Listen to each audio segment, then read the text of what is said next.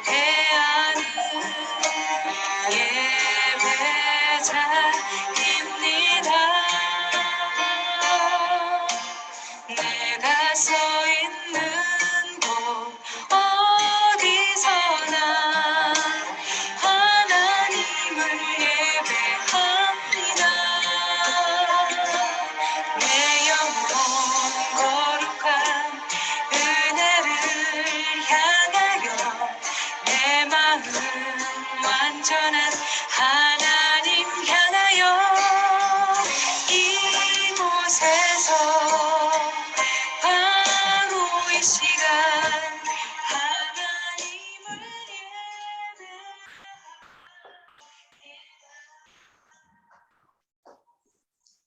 다 같이 묵상 기도 드리심으로 주일 예배를 시작하도록 하겠습니다.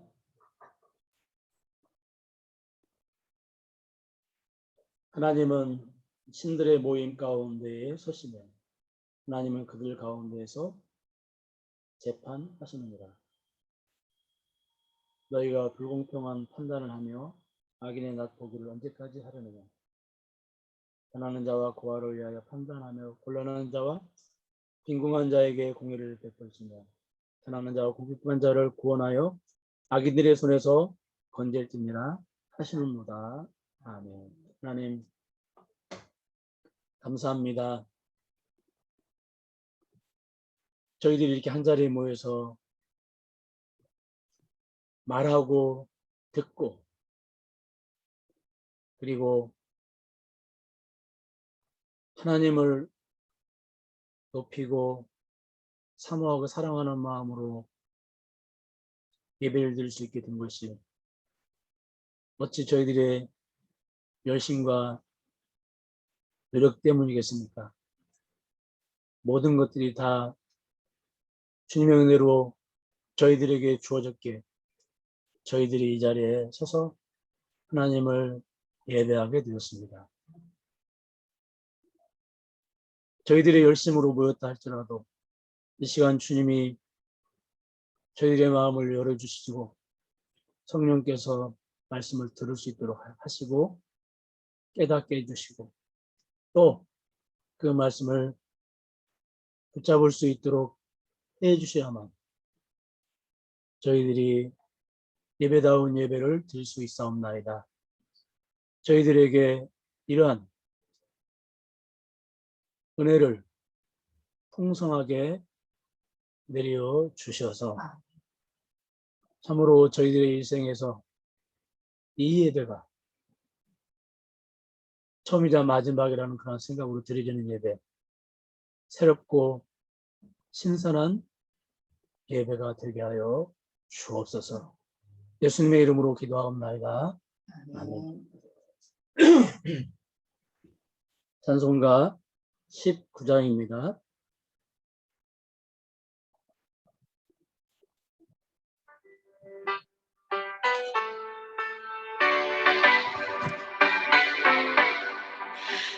찬송하는 소리 있어 서를 믿고 하노라. 하늘 아버지의 일을 거룩거룩하노라. 세상 사람처럼 하자 거룩하신 하나님께 할렐루야 할렐루야 할렐루야. 하나님의 나라 본체 영원토록 이쁘다. 하나님의 영광 나라 거룩거룩하도다. 하늘 그저 계신 주님 세상 충만하시도다. 할렐루야 할렐루야 할렐루야 아멘.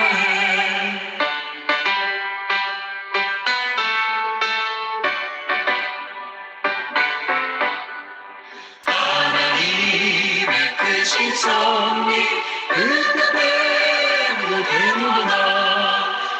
우리 아버지의 뜻은 거룩거룩하도다. 주여서 힘을 줘서 기쁜 나를 주옵소서. 할렐루야 할렐루야 할렐루야 아멘.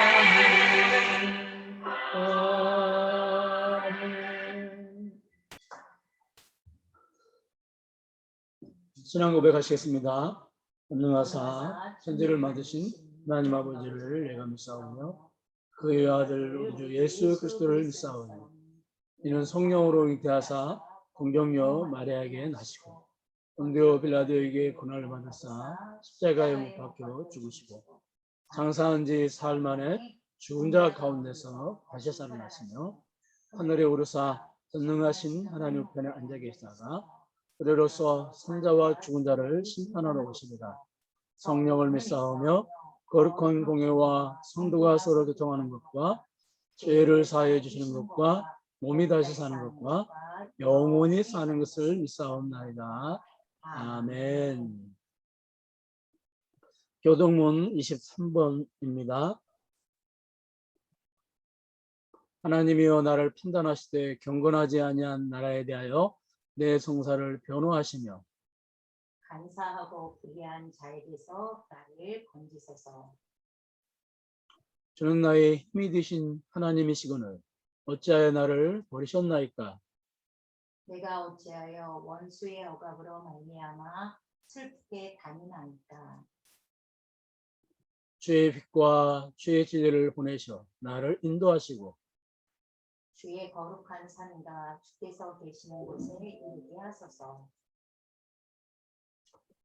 그런즉 내가 하나님의 제단에 나아가 나의 큰 기쁨의 하나님께 이르리이다. 하나님이여 나의 하나님이여 내가 수금으로 주를 찬양하리이다. 내 영혼아 내가 어찌하여 낙심하며 어찌하여 내 속에서 불안해하는가. 너는 하나님께 소망을 두라. 그가 나타나 도우심으로 말미암아 내 하나님을 여전히 찬송하리로다. 아멘. 찬송가 350장입니다.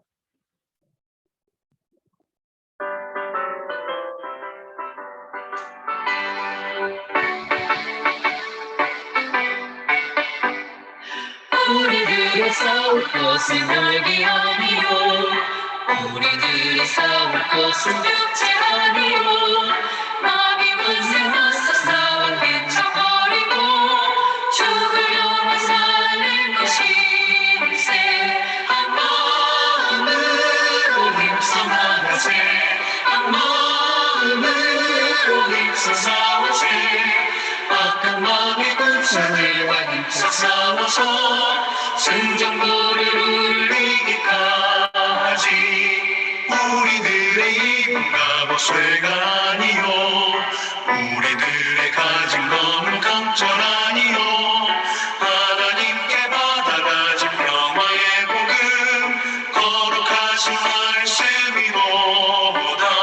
한 마음으로 힘써 나가세 한 마음으로 힘써 싸우세. 악한 마귀 군사들과 힘써 싸워서 승전보를 울리기까지.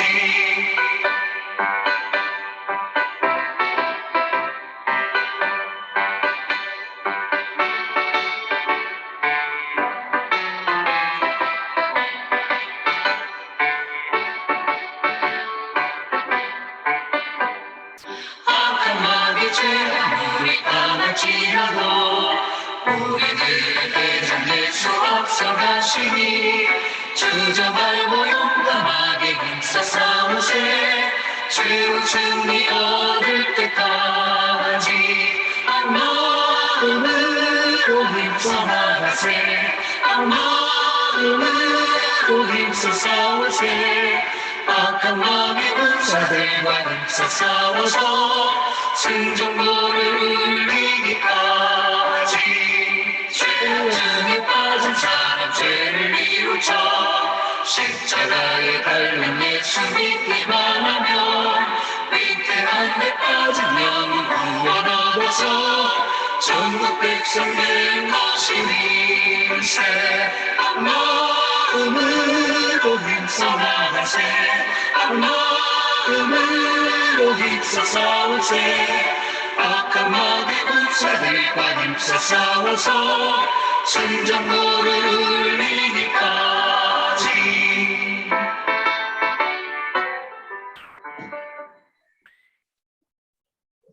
이 시간에 우리 예배를 대표해서 표윤석 집사님께서 기도해 주시겠습니다. 다 같이 기도하시겠습니다. 다 같이 기도드리겠습니다. 사랑의 하나님, 감사합니다. 저희가 무엇이길래 한 주 동안 저희를 지켜주시고 보호하여 주시고 인도하여 주시고 또 감히 측량할 수 없는 은혜 주셨기에 오늘 이렇게 예배자로 주 앞에 예배할 수 있게 되었습니다. 주님 너무나 감사드립니다. 하나님, 그 많은 은혜 가운데 지난 한 주 동안 저희의 몸과 마음이 제 가운데 있어 정결하지 못했고 그런 삶을 또한 이 시간 용서하여 주시옵소서. 아멘. 주님의 은혜를 잊고 교만하게 살았던 죄를 용서하여 주시옵소서. 아멘. 하나님 아버지, 이 세상을 사는 우리가 염려와 두려움과 걱정을 느낄 때가 많습니다. 코로나19 감염병과 미래의 불안, 경제적인 어려움, 그럴 때마다 전능하신 하나님이 나의 주님이시며 아버지 되심을 기억하고 주님의 능력을 힘입어 주님께 모든 것을 맡기고 의심이나 불신을 떨쳐버리게 하여 주시옵소서.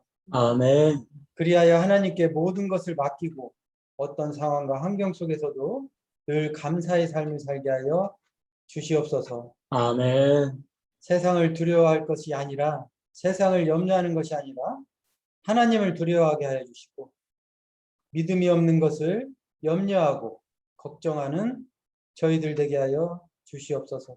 아멘. 하루하루 이 시대의 치열한 경쟁 사회에서 저희들이 때때로 겪는 어려움이 있습니다. 직장과 가정, 사회 공동체에서 대인관계의 갈등과 고통, 낙심할 때가 많습니다.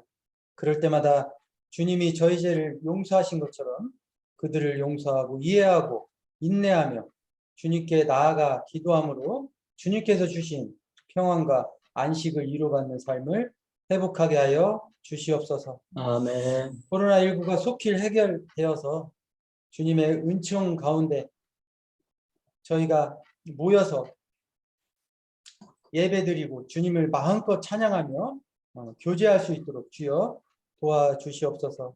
아멘. 각 가정에 양육되고 자라고 있는 우리 사랑의 교회 자녀들이 어디에 있든지 주님이 늘 함께 하시고 보호하여 주시고 안전하게 지켜 주시옵소서. 아멘. 이들이 이 나라의 전 세계의 하나님 나라의 기둥으로 귀하게 쓰임받는 자녀들 되게 하여 주시옵소서. 아멘. 주님이 기뻐하시는 그 길을 가는 자녀들 되게 하여 주시옵소서. 아멘. 부모들 또한 하나님 말씀으로 양육하게 하시고 우리 사랑의 교회 자녀들이 영적인 부모, 보호자가 되게 하여 주시옵소서. 아멘. 이 시간 말씀을 전하는 목사님을 성령의 능력으로 붙들어 주시어 충만케 하여 주시고 아멘. 듣는 우리의 귀를 열어주시고 마음을 열어 주시옵소서. 아멘. 감사드립니다. 예수님 이름으로 기도드렸습니다. 아멘. 하나님 말씀은 빌립보서 1장 27절에서부터 30절 말씀까지입니다. 우리 한 절씩 교독하시겠습니다.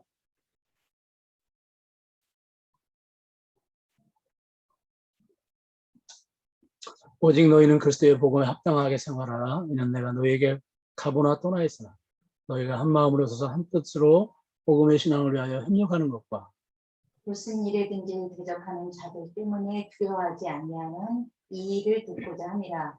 이것이 그들에게는 멸망의 증거요 너희에게는 구원의 증거니 이는 하나님께로부터 나는 것이다.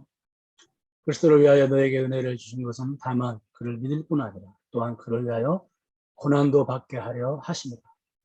너희에게도 그와 같은 싸움이 있으니 너희가 내 안에서 공부하여 이제도 내 안에서 듣는 바니라. 아멘. 빌립보 교회 안에는 빌립보 교인들을 유혹하기 위해서 수단과 방법을 가리지 않는 무리들이 있었습니다. 이들은 가진 방법을 다 동원해서 빌립보 교인들을 유혹했습니다. 한 손에는 빵과 한 손에는 몽둥이를 들고 빌립보 교인들을 미혹하거나 또는 박해를 했습니다. 부드럽고 달콤한 율법주의 사상이라는 빵을 가지고 빌립보 교인들을 미혹했는가 하면 무서운 핍박과 박해를 가지고 빌립보 교인들을 대적하는 것을 보게 됩니다. 그런데 이러한 일들이 일어날 것이라고 하는 것을 예수님께서는 지상에서 사역을 하실 때 미리 예언을 하셨습니다. 마태복음 10장 17절부터 우리가 한번 읽어보겠습니다. 시작. 사람들을 삼가라. 그들이 너희를 공의에 넘겨주겠고 그들의 회당에서 채찍질하리라. 21절. 장차 형제가 형제를 아버지가 자식을 죽는 데에 내주며 자식들이 부모를 대적하여 죽게 하리라. 또 너희가 내 이름으로 말미암아 모든 사람에게 미움을 받을 것이나 견디는 자는 구원을 얻으리라. 그다음에 히브리서 11장 35절에서부터 38절까지 우리 한번 같이 읽겠습니다. 시작.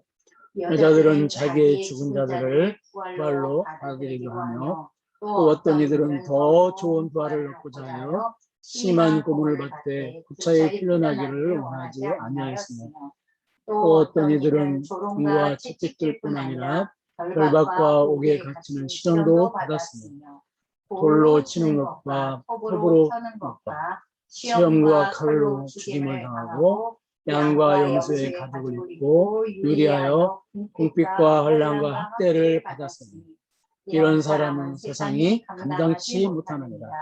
그들이 강야와 산과 동굴과 토굴에 유리하였느니라. 아멘.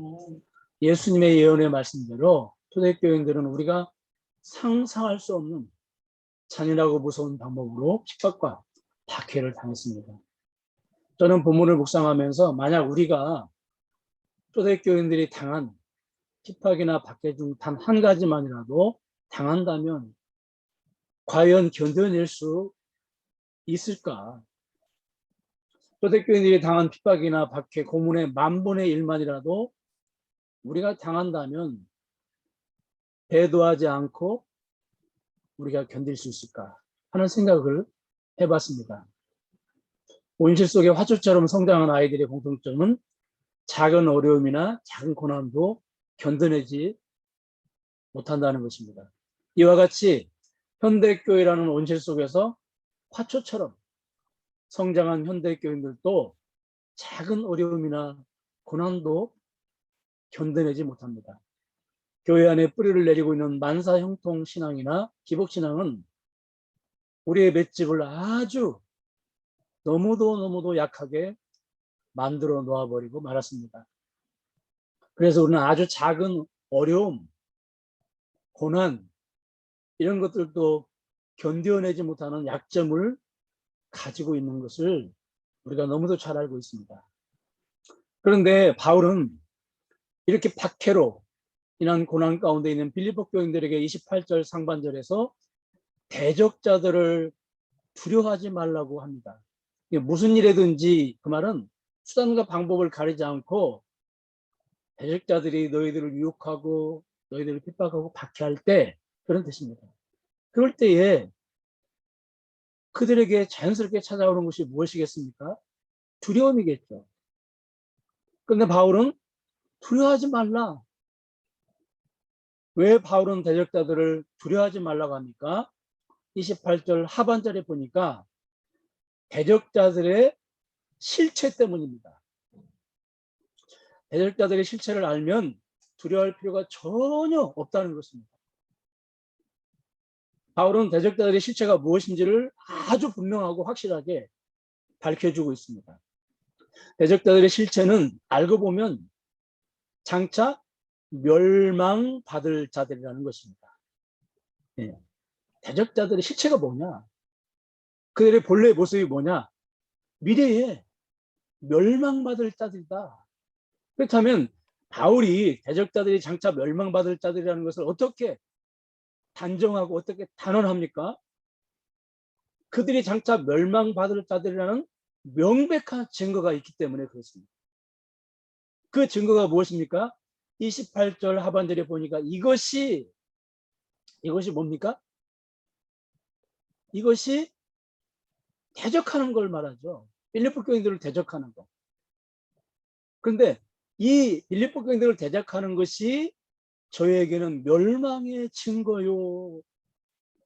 그러니까 바로 빌립보 교인들을 대적하는 것이 그들이 멸망받을 증거라는 겁니다. 그러니까 왜 그들을 두려워할 필요가 없느냐?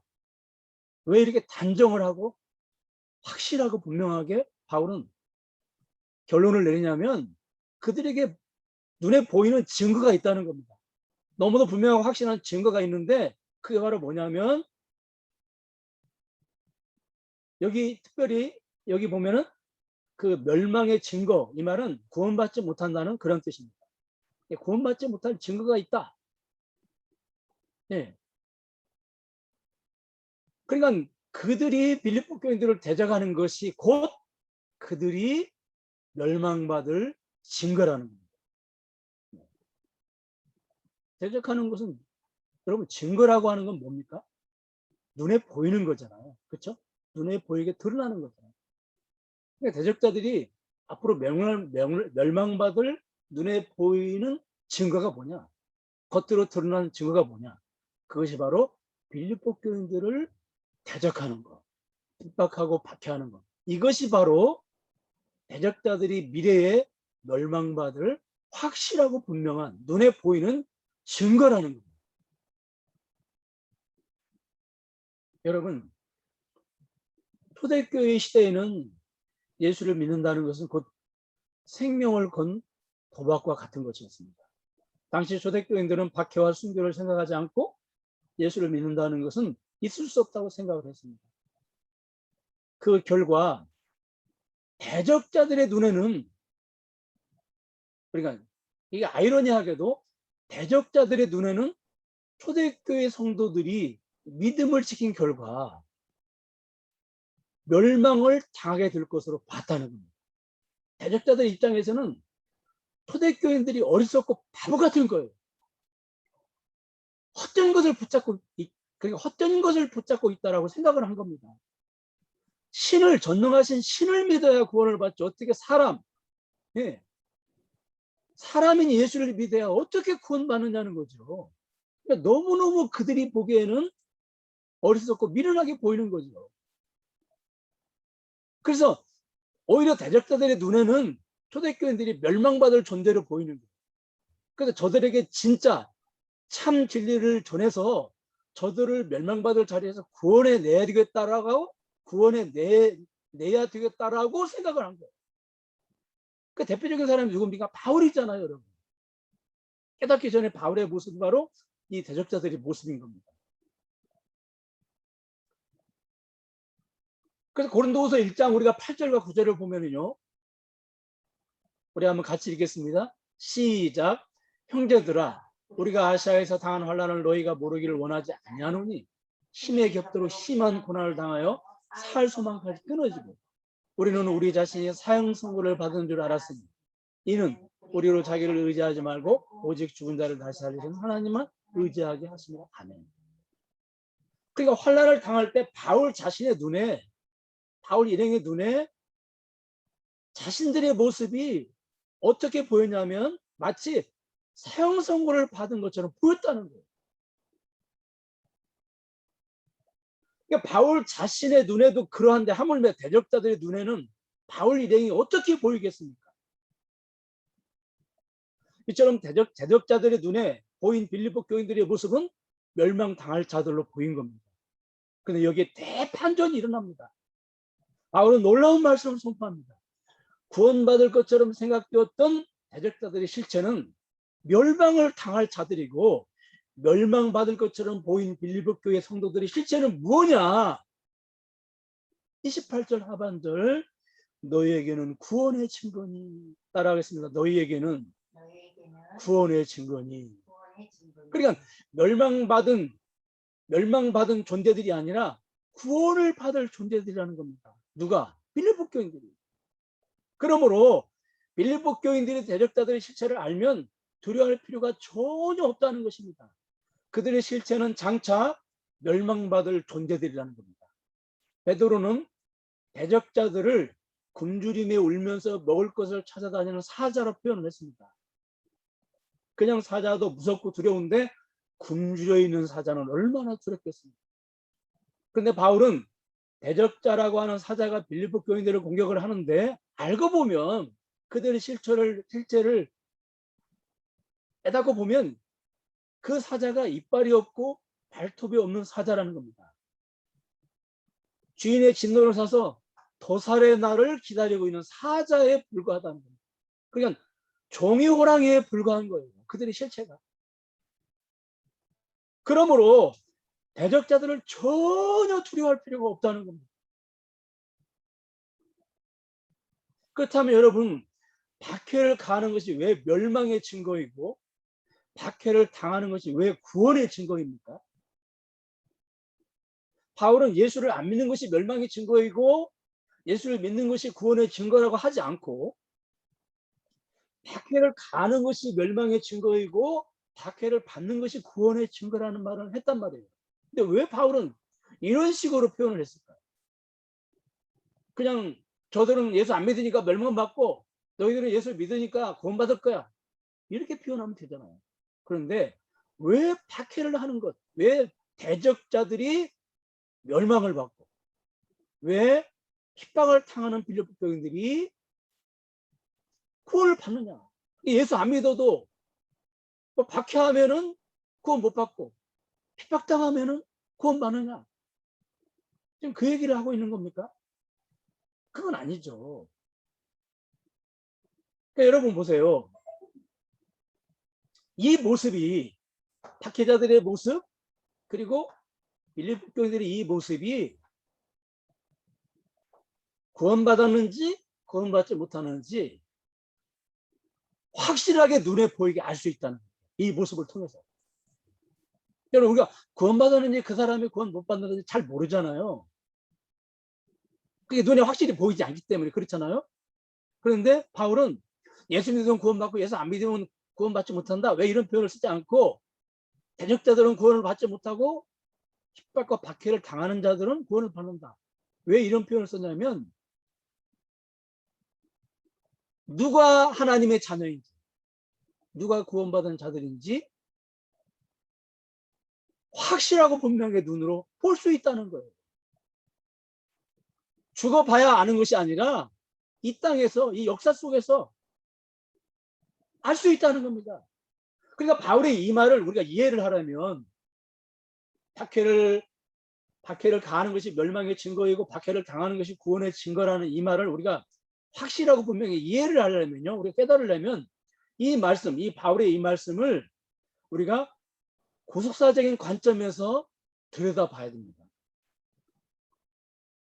여러분 우리가 성경은요. 항상 어떤 단어 하나를 해석하거나 어떤 도덕이나 윤리 아니면 어떤 이적이나 기적 이런 것들을 해석할 때에도 항상 우리가 고속사적인 관점으로 들여다봐야 됩니다. 그렇지 않으면 엉뚱한 해석이 나와요. 이 말씀도 역시 우리가 고속사적인 관점에서 이걸 해석을 해야 됩니다. 이 바울의 이 말을. 여러분 우리가 이 세상에는 우리가 원하든 원하지 않든 세 개의 나라가 공존을 합니다. 한 개의 나라는 우리가 살아가고 있는 이 대한민국이라고 하는 나라고요. 한 개의 나라는 하나님의 자녀들이 소속되어 있는 하나님의 나라이고요. 또 한 개의 나라는 불신자들이 소속이 되어 있는 사탄의 나라입니다. 그런데 우리가 살고 있는 대한민국의 역사 속에 실제로 존재하는 것처럼, 그렇죠? 실제로 존재하는 것처럼 하나님의 나라나 사탄의 나라도 우리가 살고 있는 역사 속에 실제로 존재하는 나라입니다. 누가 이론적으로 만들어 놓은 실체가 없는 나라가 아니고요. 죽어서 가는 나라가 아니라 지금 우리가 살고 있는 이 역사 속에서 실제로 존재하는 나라입니다. 그러니까 눈에 안 보이게 존재하는 나라가 아니라 우리 대한민국이 눈에 보이게 존재하는 것처럼 이 역사 속에서 이 땅에서 하나님 나라도 눈에 보이고 사탄의 나라도 눈에 보이게 존재하는 나라. 자, 누가복음 17장 20절과 21절을 보면요. 바리새인들이 질문합니다. 예수님께 하나님의 나라가 어느 때에 임합니까? 이렇게 질문하니까 예수님께서 20절 그 중간쯤에 보니까 예수님께서 대답을 하시되 하나님 나라는 볼 수 있게 임하는 것이 아니다. 왜 이렇게 대답을 하셨을까요? 자꾸 그 하나님 나라를 이제 그 눈에 보려고 당시의 사람들이 했기 때문입니다. 자, 그러면서 예수님은 그 나라가 어디에 임하는 것입니까? 이렇게 또 제자들이 질문하니까 21절에 보니까 하나님 나라는 여기 있다 저기 있다고도 못하리니 하나님 나라는 너희 안에 있느니라. 이렇게 대답을 하십니다. 예수님은 하나님 나라를 찾기 위해서 여기저기 다닐 필요가 없다고 말씀하십니다. 왜냐하면 하나님 나라가 너희 즉 구원받는 사람들 안에 있기 때문이라는 거죠. 그러니까 하나님 나라는 역사 밖에 어느 하늘 공간에 따로 이렇게 존재하는 것이 아니라 우리가 살고 있는 역사 가운데 실제로 존재하는 나라라는 겁니다. 여러분, 하나님 나라가 너희 안에 있다. 이해가 가십니까? 하나님 나라가. 그러니까 내가 하나님 나라에 들어간다 하면 이해가 되잖아요. 그런데 하나님 나라, 이 거대한 하나님 나라가 내 마음에 들어온다? 이게 이해가 여러분 되십니까? 당연히 잘 안 되시죠. 그러면 여러분 보세요. 우리가 예수 믿고 그러니까 우리 마음에 들어오는 것이 무엇입니까? 우리 마음에. 그냥 우리가 쉽게 상식적으로 생각할 때 우리 마음에 들어오는 게 뭐죠? 바로 예수님이시죠. 그렇죠? 예수님이 사람의 마음속에 들어오는 것. 이 예수님이 사람의 마음속에 들어오는 것이 하나님 나라가 사람에게 들어온 것입니다. 따라하겠습니다. 예수님이 사람의 마음에 들어온 것이 하나님 나라가 사람의 마음에 들어온 것이다. 그래서 마가복음 1장 14절과 15절을 보면요.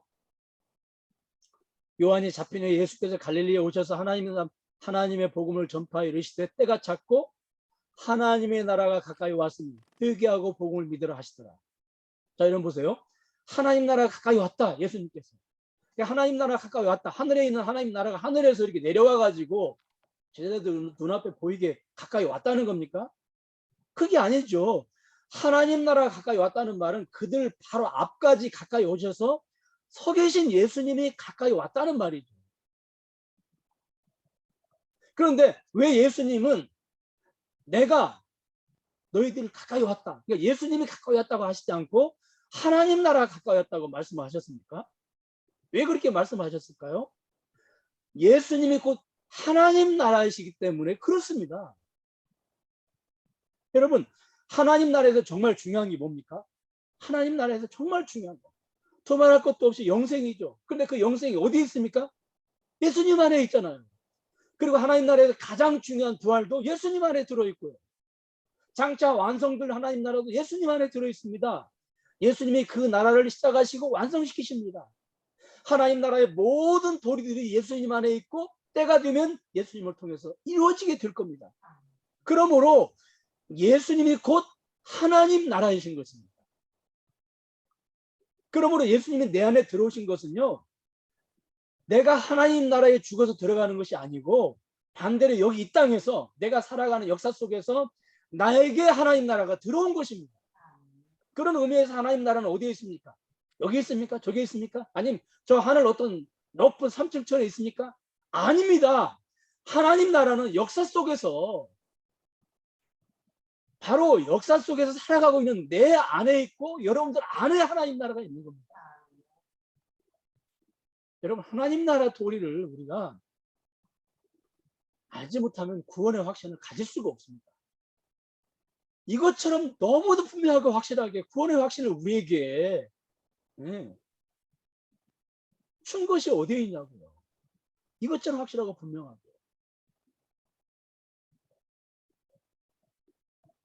어제 뭐 좀 그것이 알고 싶다 보니까 참 요즘 교회에 관한 그 참 방송이 너무 자주 나와가지고, 근데 거기 보니까 아이들이 그 어렸을 때 그 교회에 들어가서 공부도 안 하고 거기서 그냥 노예처럼 산 거예요. 완전히 인생을 망친 거죠. 근데 아이들이 거기에 탈출을 하고 싶어도 두려워서 탈출을 못하는 겁니다. 왜냐하면 너희들이 예수를 믿어도 이 교회에서 나가면 지옥 간다라고 계속해서 세뇌가 된 거예요. 그래서 아이들이 지옥에 있는 건 믿는데 그 교회에서 나가면, 예수를 믿어도 이 교회에서 나가면 지옥 간다. 여러분, 이게 뭡니까 도대체? 이게 기독교입니까? 이게 율법주의 사상이죠. 무서운. 예수 믿어도 되고 예수만 믿어서는 안 되고 율법도 행해야 된다. 이게 다를 게 뭐가 있어요? 참 너무너무 안타까워. 그런 교회가 뭐 전국에 5개인가 이렇게 돼요. 그 규모가 어마어마합니다.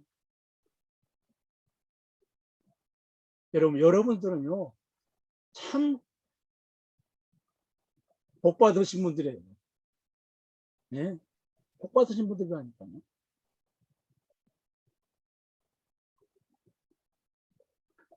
그러니까 하나님 나라는 이 역사 속에,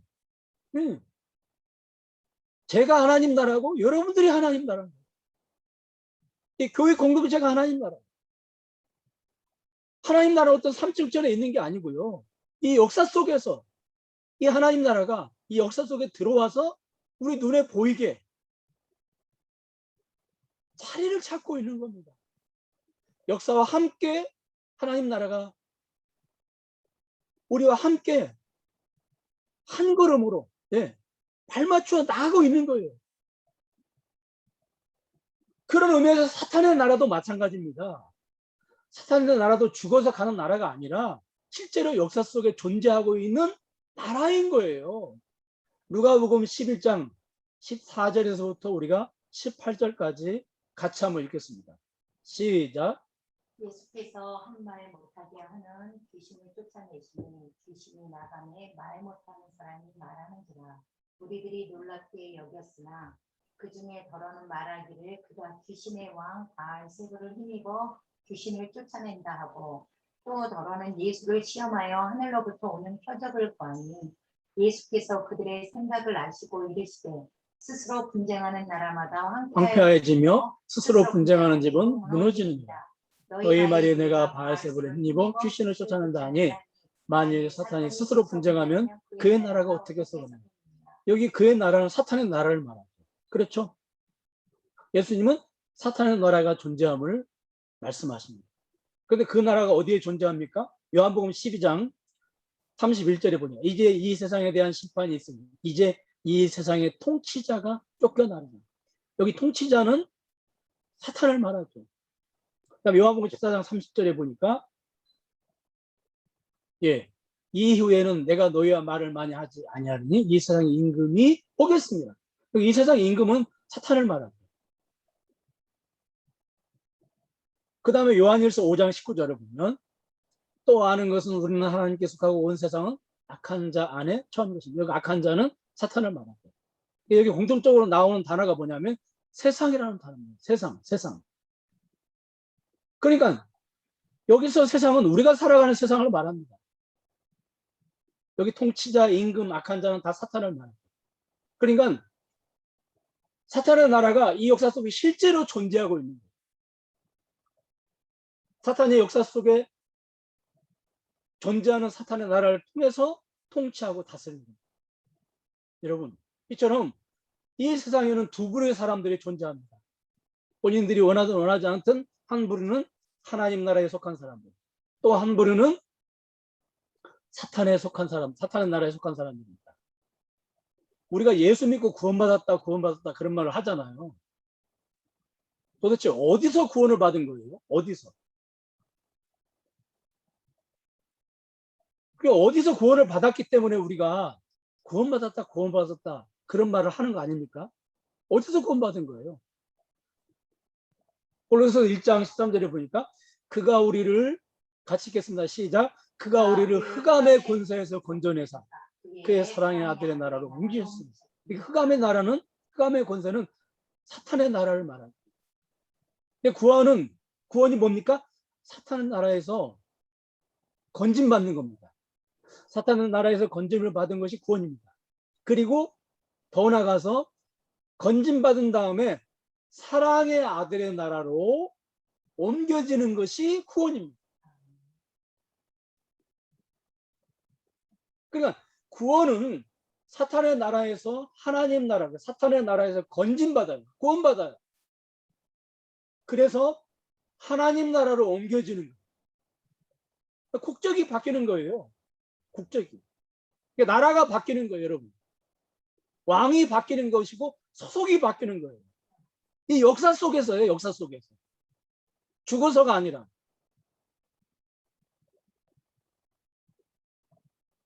그런데 여러분 보세요. 사탄의 나라에서 건져내서 하나님 나라로 옮길 때 사탄의 나라에서 뒷짐지고 가만히 보고만 있을까요? 응? 여러분 북한에서 탈북한 사람들, 북한에서 중요한 인물들이 넘어오잖아요. 남한. 그러면 왜 경호원들이 평생 죽을 때까지 따라붙습니까? 북한에서 탈출한 사람들 가만 놔두지 않거든요. 북한에서. 이 원리는, 이러한 법칙은 사탄의 나라에서 똑같이 법칙이 적용이 됩니다. 가만히 있질 않아요. 그래서 여기 베드로전서 5장 8절과 9절을 보니까, 여기 보니까 근신하라 깨어라 너희 대적 마귀가 우는 사자같이 두루 다니며 삼킬 자를 찾나니. 그러니까 마귀는 구원받은 여러분과 저를 가만히 놔두지 않아요. 굶주린 사자가 먹이를 찾아다니듯이 찾아다닙니다. 그래서 때로는 달콤한 빵으로 유혹을 하기도 하고, 이게 통하지 않으면 핍박과 박해를 가하기도 하는 것입니다.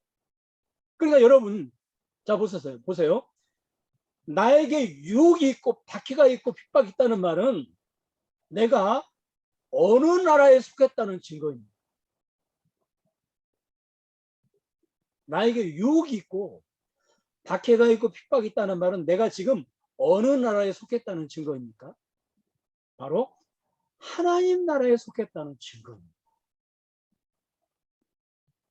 예수님께서 그 귀신을 쫓아내니까요, 바알세불의 힘을 힘입어 가지고, 다시 말해서 사탄을 힘입어서 귀신을 내어 쫓는다고 대적자들이 예수님 비방합니다. 그러자 예수님께서 사탄의 나라 백성들끼리 서로 대적하면, 싸우면 어떻게 그의 나라가 서겠느냐, 이렇게 말씀하십니다. 그러니까 여러분 보세요. 사탄의 나라 백성들끼리는 서로 대적하지 않는다는 겁니다. 박해하지 않는다는 겁니다. 핍박하지 않는다는 겁니다. 서로 싸우지 않는다는 거예요. 그러므로 나에게 유혹이 없고 박해가 없고 핍박이 없다는 말은 내가 지금 어느 나라에 속해 있다는 겁니까? 사탄의 나라에 속해 있다는 겁니다. 반대로 나에게 유혹이 있고 핍박이 있고 박해가 있다는 말은 내가 지금 어느 나라에 속해 있다는 겁니까? 하나님 나라에 속해 있다는 거예요.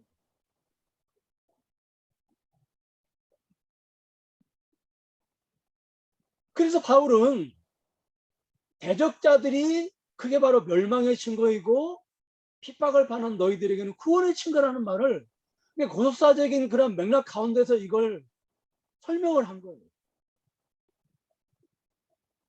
여러분, 이것처럼 더 분명하고 확실한 구원의 확신이 어디 있겠어요?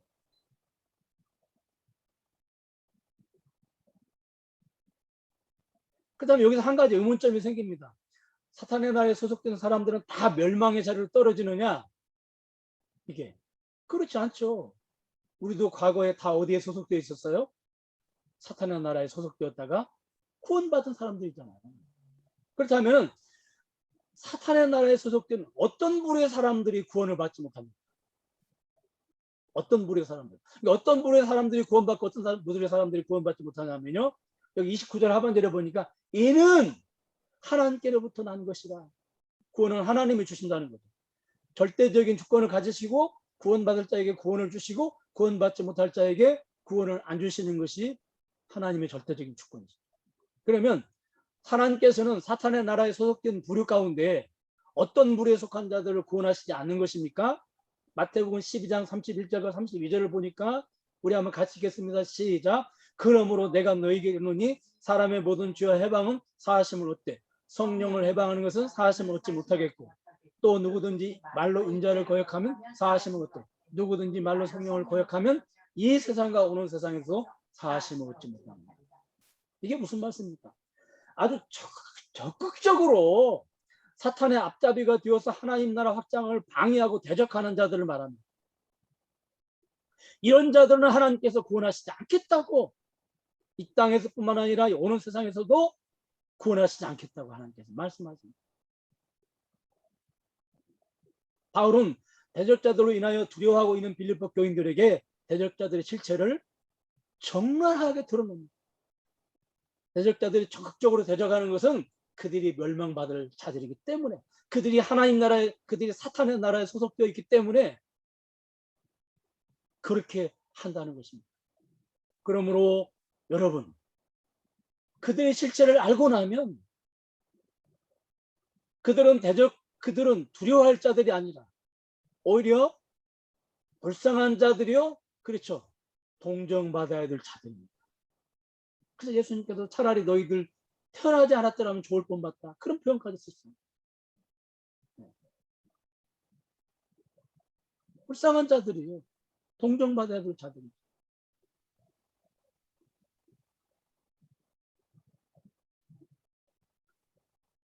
여러분, 빌립보 교인들이 대적자들에게 핍박과 박해를 당할 때 자연스럽게 찾아오는 것이 두려움이었습니다. 바울은 이 두려움 문제를 편지를 통해서 깨닫게 해줌으로 해결해 줍니다. 그 다음에 빌립보 교인들에게 찾아오는 두 번째 마음이 무엇이었을까요? 빌립보 교인들은 예수 믿고 구원받고 적당히 신앙생활을 한 것이 아니잖아요. 하나님 나라와 복음을 위해서 많은 수고와 헌신을 아끼지 않았습니다.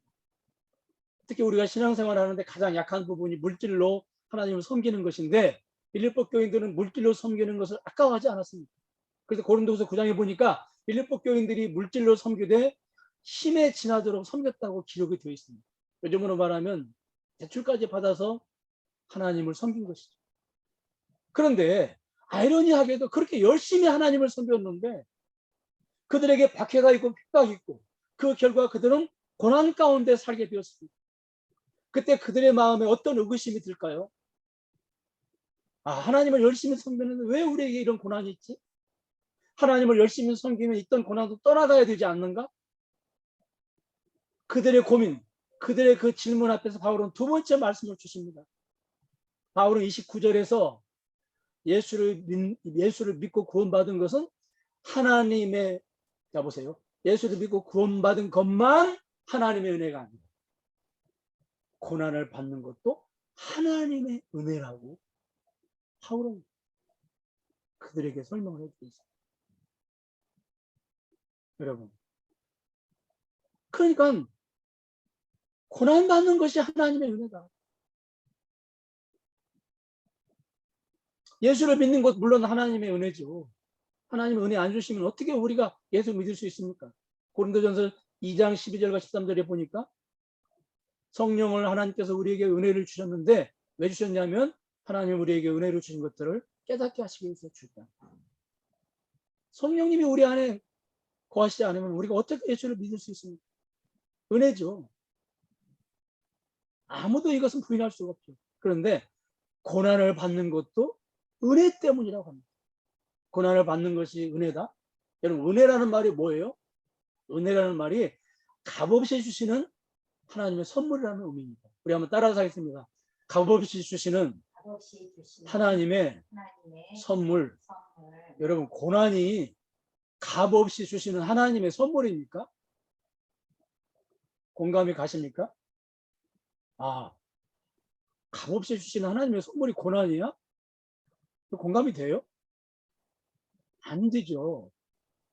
참 이 바울의 말씀은요, 이게 충격적이고 혁명적인 말씀이에요, 여러분. 우리는 보통 주님을 믿는 사람은 고난을 면할 것이라고 하는 생각을 보편적으로 다 가지고 있습니다.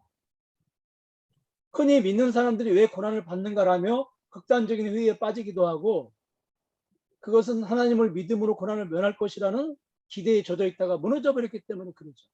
솔직히 우리 한국 교인들이 왜 그렇게 열심히 신앙생활 합니까? 왜 그렇게 기도를 많이 합니까? 그 밑바닥에 어떤 마음이 자리를 잡고 있죠. 어떤 마음이 자리를 잡고 있습니까? 신앙생활을 열심히 하면 고난을 면하고 편안하고 안락한 삶을 살게 될 것이라고 하는 기대감이 그 밑바닥에 자리를 잡고 있습니다.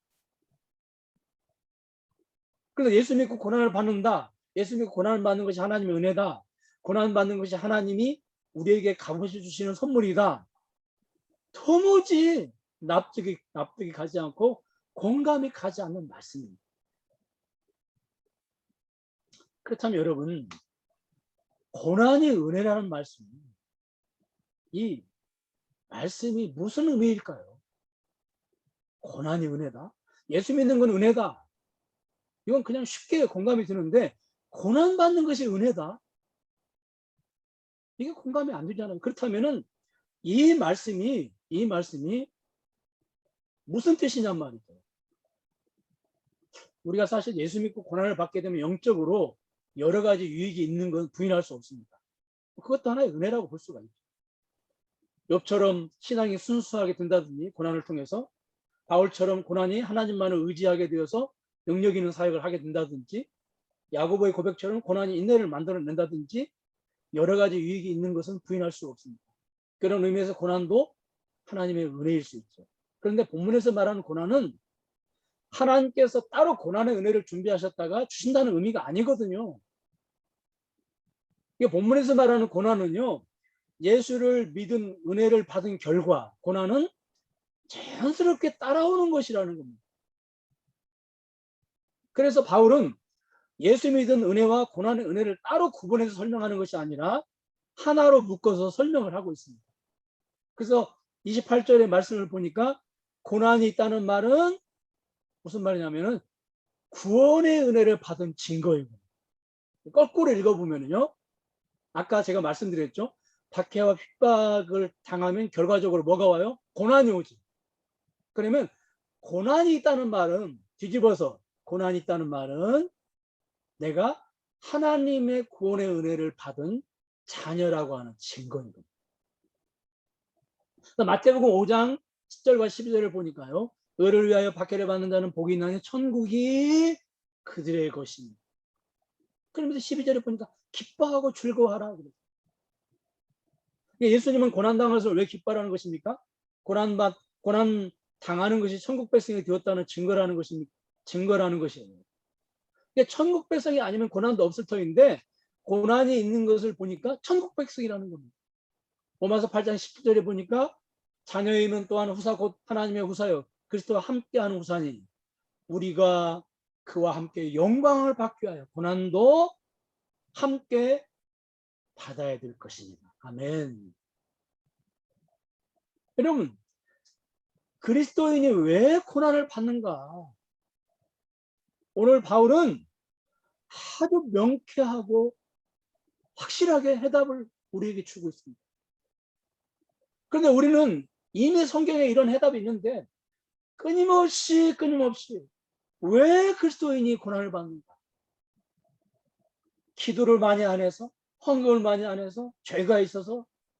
아니, 이미 성경에 해답이 우리에게 주어졌음에도 불구하고 자꾸 다른 곳에서 해답을 찾으려고 그래요. 자꾸 다른 곳에서 해답을 찾아가지고 고난을 면하려고 합니다. 여러분, 오늘 이게 두 번째 문제는요, 바울은요, 이 고난 문제를 고성 여사 가운데에서 명쾌하게 풀어주고 있어요. 이 고난 문제도 고성 여사 가운데에서 들여다봐야 되는 거예요. 그렇지 않으면 별 얘기가 다 나오는 거예요. 기도 많이 안 해서 목사님 맘 아프게 해서 11주 떼먹여서 별 얘기가 다 나온 거예요, 여러분. 이 고난 문제도 아까 핍박과 박해 문제도 고성 여사 가운데서 들여다보니까 이게 명확해지잖아요. 이 고난 문제도 고성 여사 가운데에서 우리가 봐야 돼요.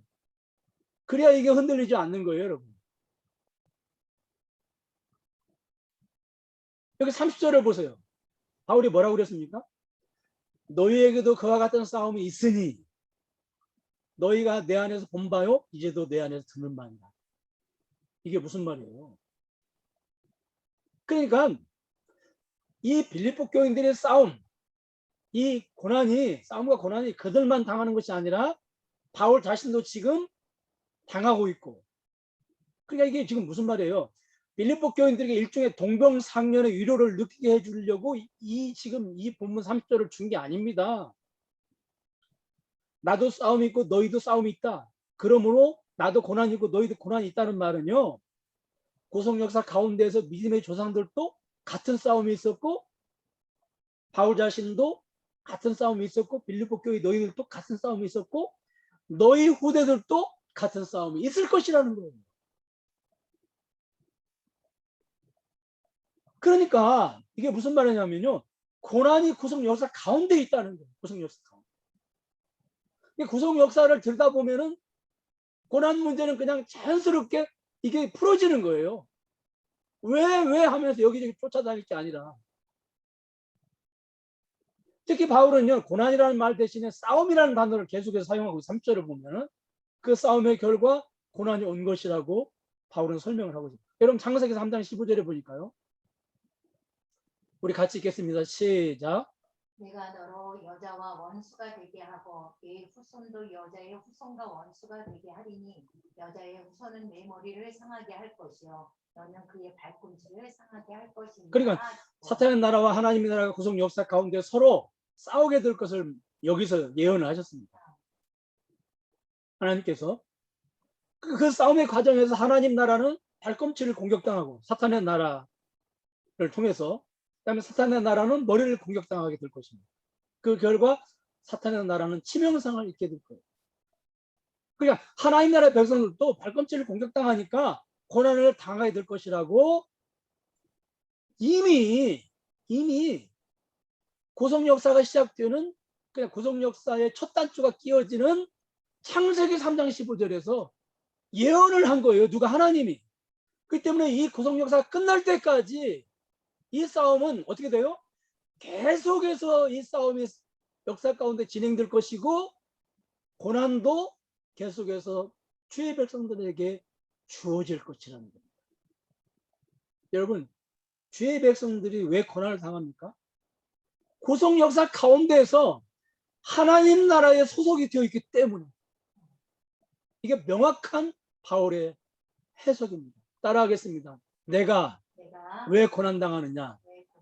내가 하나님 나라에 소속되어서 발꿈치를 공격당하기 때문에. 그렇습니다. 여러분, 여자가 왜 해산의 고통을 당합니까? 우리 여성분들. 여자가 왜 해산의 고통을 당하죠? 다른 거 아니죠. 하나님이 구속 역사가, 다시 말해서 타락의 구속 역사가 시작될 때, 구속 역사의 첫 단추가 끼워질 때 너희는 하와에게, 너는 그리고 너희 후손들은 앞으로 해산을 할 때 고통을 당할 것이다. 그렇기 때문에 여성들은 해산의 고통을 당할 때 이걸 너무 당연하게 받아들여요. 그 고통을 당연하게 받아들여요. 에이, 내가 어떻게 이런 놈 만나가지고 이런 고생을 하지? 이런 여자분 아무도 없습니다. 그런데 여자가 해산할 때 고통이 따를 것이라고 하는 말씀을 믿으면서 하나님 나라의 백성이 고난을 당할 것이라는 말씀을 왜 안 믿으세요? 여보, 당신 나랑 결혼하면 진짜 손에 물 한 방울도 안 묻히게 해줄게.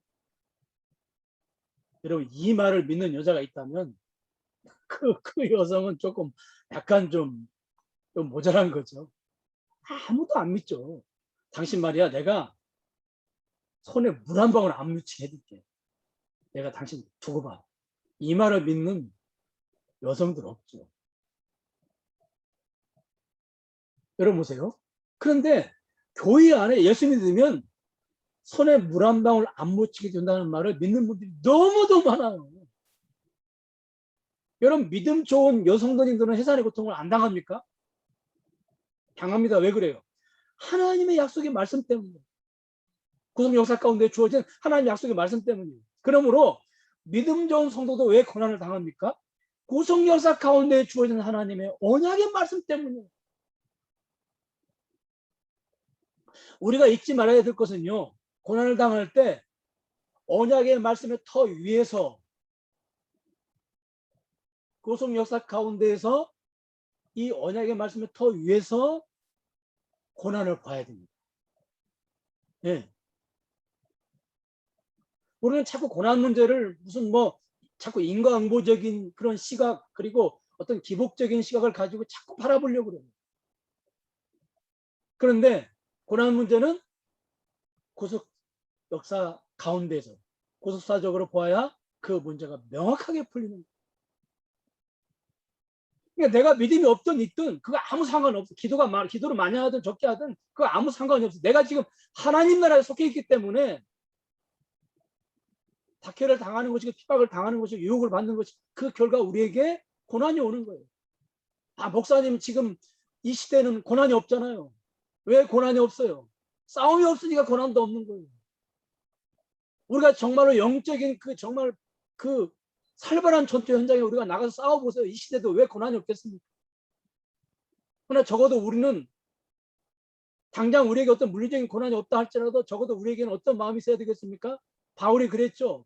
내가 교회를 위해서 염려하는데 그 염려가 마치 큰 파이가 내 가슴을 짓누르는 것처럼 그런 심적인 고통이 있다고 그랬잖아요. 우리에게는 내가 하나님 나라에 소속되어 있지만 그것 때문에 어떤 물리적인 고난, 옥에 갇히거나 매를 맞거나 뭐 그런 고난은 없다 할지라도 적어도 이 구속 역사 가운데서 사탄 나라를 바라보고 그리고 그 나라를 대적해서 싸워야 될 하나님 나라를 바라보면서 이 시대의 교회를 바라보면서 적어도 우리에게 바울과 같은 그러한 염려, 영적인 거룩한 그런 진누름, 그런 답답함, 그런 마음의 고통이 우리에게 있어야 한다는 것입니다. 적어도 양심적으로. 내가 예수 믿고 이렇게 내가 이렇게 집안에 무슨 우환도 없고 이렇게 잘 되는 거 보니까 내가 기도를 많이 해서 그런가 보다. 내 믿음이 좋아서 그런가 보다. 내가 하나님께 뭐 열심히 뭘 많이 드려서 그런가 보다. 여러분 그런 생각 가시지 마세요.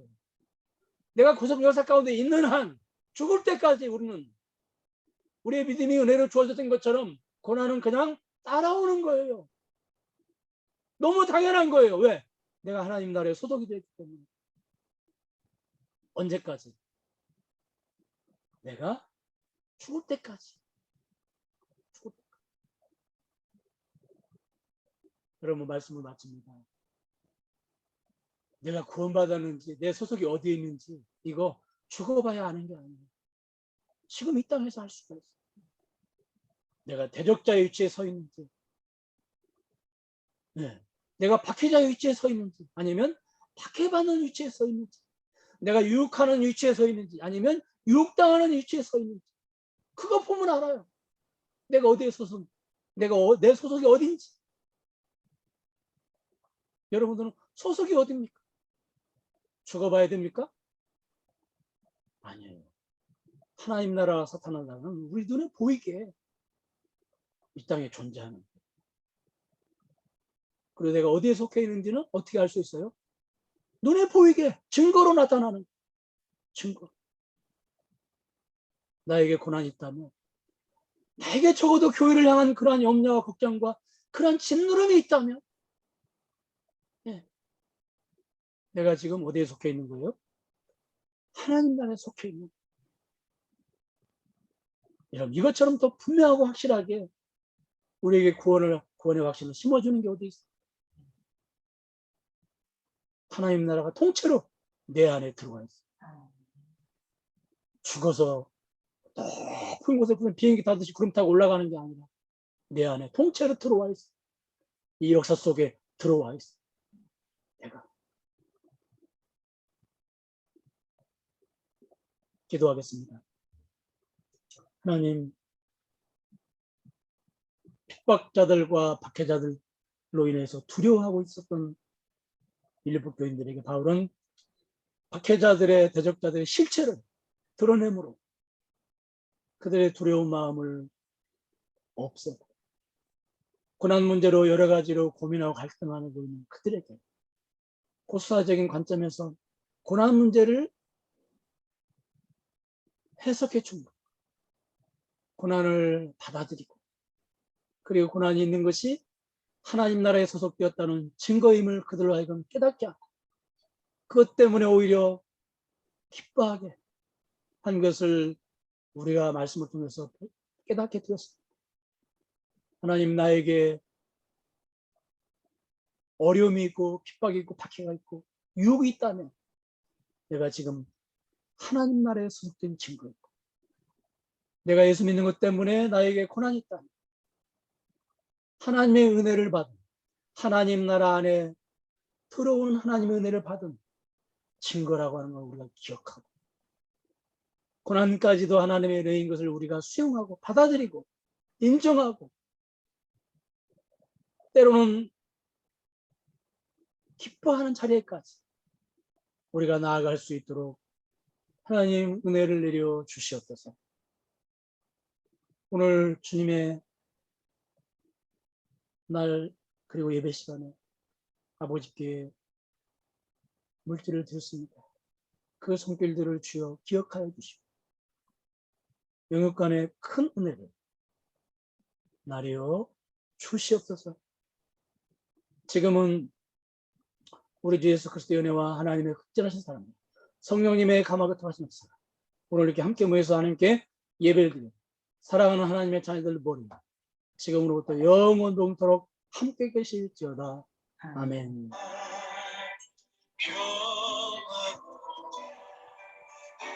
위에서 내려오네 그 사랑의 물결이 내 영혼을 덮으소서 그 사랑의